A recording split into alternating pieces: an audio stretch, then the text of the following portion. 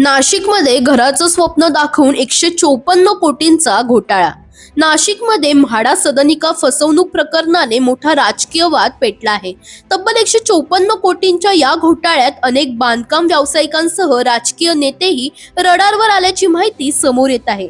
या प्रकरणात म्हाडाच्या 20% सदनिका शासनाला देण्याच्या नियमात मोठा गैरव्यवहार झाल्याचा आरोप आहे।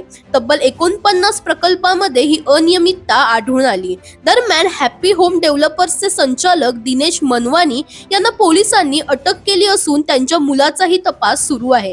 मात्र या प्रकरणात काही राजकीय नेत्यांना वाचवण्याचा प्रयत्न होत असल्याची चर्चा रंगली आहे।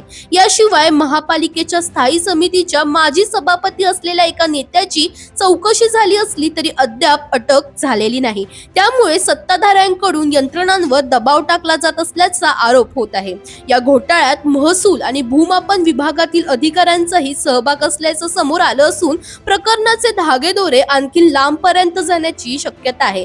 दरम्यान तुम्हालाही अशाच अपडेट्स हव्या असतील तर इंडिया लीडरला फॉलो करायला विसरू नका।